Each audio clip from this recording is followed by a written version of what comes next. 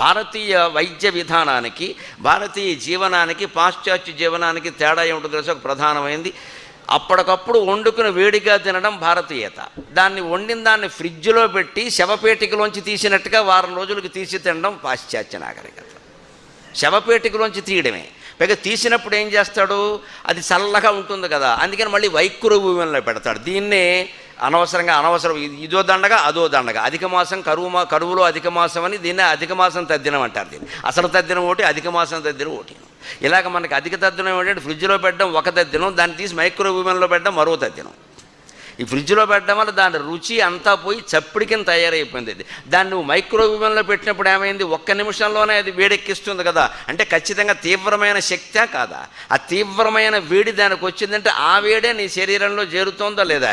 Cancer వచ్చిందంటే ఎందుకు రాదు మిత్రమా? చదువుకున్నవాడు ఆలోచించు. త్వరలో భారతదేశాన్ని ముంచబోయే